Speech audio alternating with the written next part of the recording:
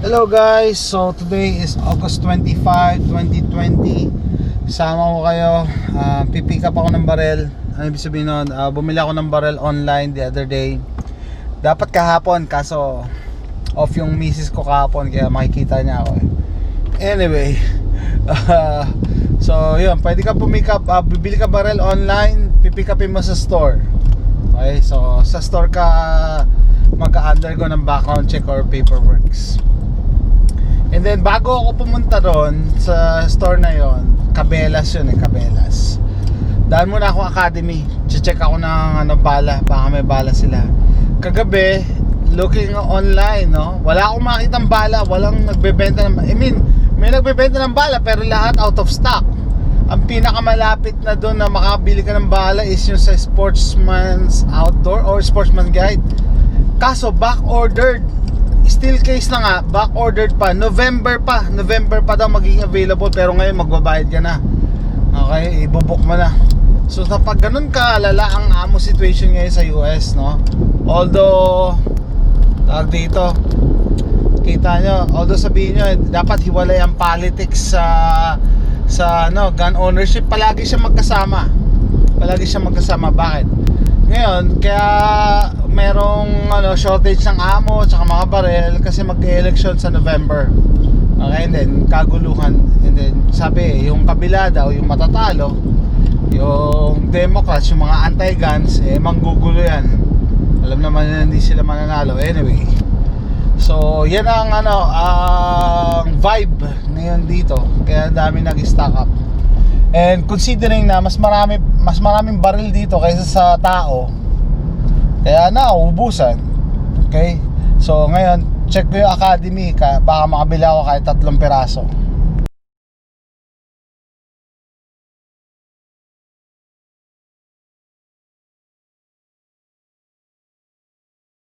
Okay, andito na ako. So, tinanong ko yung clerk, no. Kala ko naunahan lang ako So sabi wala daw silang bala today, walang dineliver today and yesterday. So 2 days in a row. Every day may delivery, pero 2 days in a row wala. So marami shotgun always. Tapos may 50 BMG, so hindi naman lahat may 50 BMG. Tsaka mga weird calibers. Hello guys, so andito na ako ngayon sa kotse. Pakita ko lang yung nabili ko, no. Mini shells. Pwede ko ba sabihin yung presyo? Pupost ko sa Facebook Anyway, ayan, doon pa rin siya sa sale price niya, no? So may ammo shortage, at least hindi nagbabago yung presyo ng shotguns. And I don't know why people still don't have shotguns. Okay, so at least may option ako. If I can't shoot my 9, my 223s, pwede akong pumunta ng mga shotguns. So ayan, mini shell. So specifically binili ko to para sa over and under na pipick upin ko ngayon. Sabi ko, ayaw ko sa mga ganyan, yung mga break action na shotgun, malakas masyado yung recoil. Pero pag gumamit ka nito, diba, syempre pang practice. Sa 410 naman, ito pa rin, same price pa rin to, pero bumili akong dalawa.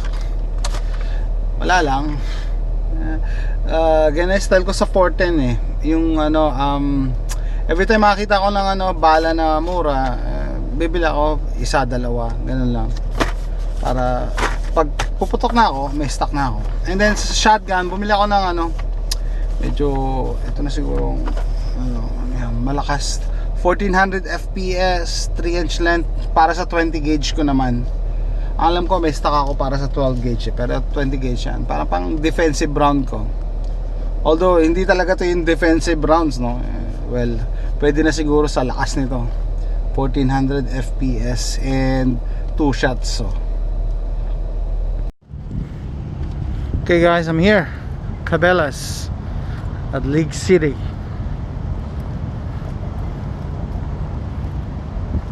This is one big store.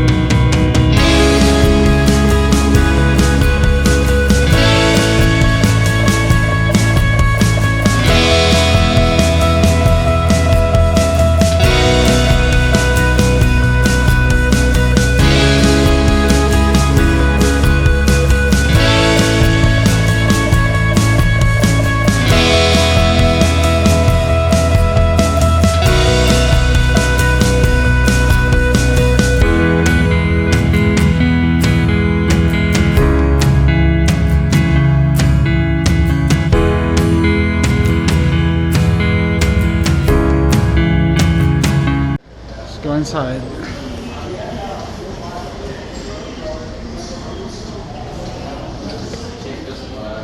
Oh.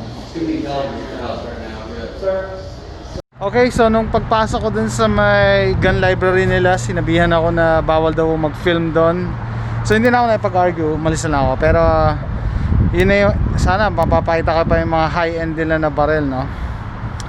Well, anyway, napansin ko lang yung binili kong 20 gauge na shotgun shell, mas mahal dito ng $1. Okay, so what else? Bumili lang ako ng maliit na bag. Okay, ganda yung kulay eh, madali makita. Anyway, so pag uwi ko papakita ko sa inyo yung laman dito. Okay guys, so dito na ako sa bahay. Papakita ko na yung barrel ko sa wakas. Okay, so ito yung binili ko din sa Academy ng mga shells kasi puro pang shotgun yan. Okay, so ito tinape ng lalaki kanina. Sabi niya, okay sir, papabayaan kita mag-shopping pa na hawak-hawak mo to basta wag mo lang bubuksan. So yun ang ano nila, no? Kada ibang store syempre iba rin ang policy. Sa Walmart kasi pag may hawak ka ng barrel, i-escort ang kanila hanggang makalabas ka. So anyway, as long as law-abiding citizen ka, wala namang problema. Okay, pakita ko kung anong nasa loob. Yan, ito pagkabukas pa lang sabi ko dun sa sales clerk, sabi ko I like how it's packaged kasi maliban sa box na yan, carton box, may plastic siya na case. Okay, so case lang. Ito yung top cover ng case. This is the gun. May parts siya nito. Hula ko pang ito sa choke. And choke. And then this is the stock. Bago pa nauso yung mga Ruger takedown na yan. Yung mga break action na shotguns. Yan talaga original mga takedown. So ito ang key sa trigger lock. Pag nakita kayo ng ganitong key, may dalawang butas, may dalawang usli. Para lang siyang siya yung screwdriver na gagamitin nyo. Ikutin nyo lang yan. Yan ang paggamit nito. Iikutin nyo lang na iikutin hanggang maghiwalay. Ayan na. Spray. Walang kwentang lock yan. Pag Okay, tapos nagulat ako. Wow, sabi ko yung trigger, metal or steel. Parang stainless pa nga. Yung trigger guard is also steel. Sa panahon ngayon na puro plastic na yung parts ng firearm. Ito, wood and steel ang ang composition niya. So ito yung other half, contains the barrel and the chamber. And then ito plastic lang to, label kung ano siya, Condor. Pero kita niyo wood, kita niyo yung grain ng wood, ganda. Tapos steel. So sabi ko nga sila, ito yung mga original na na break action na takedown models. So ito, pag tatanggalin mo lang yung kahoy na part niya, yan. Yan. Tapos hook mo lang to. Ayan na. Tapos ito, i-snap lang natin siya.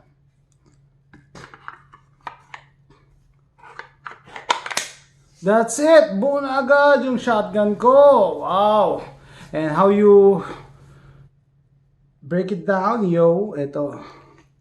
Push. So, nung una ako naglaro ng Call of Duty Black Ops, gustong-gusto ko magkaroon ng ganitong shotgun.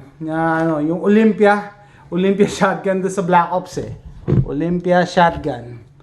Okay, sabi ko 2 rounds, so boom boom, take down.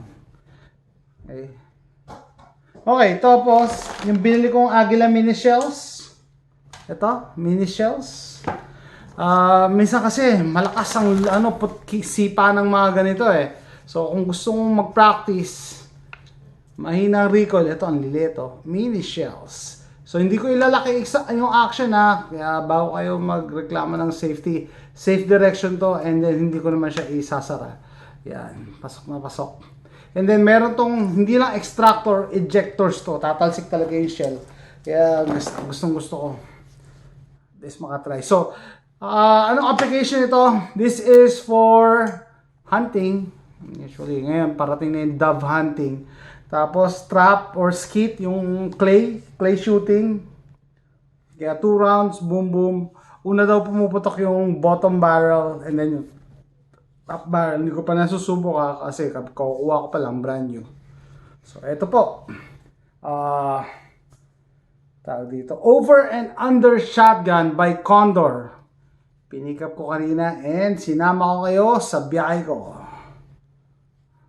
Ayan, ganda. Gustong gusto ko yung wood finish niya. Tsaka yung yung steel construction naman dito. Bakal. That's it guys. Hopefully nag-enjoy kayo sa video na to. Thanks for watching.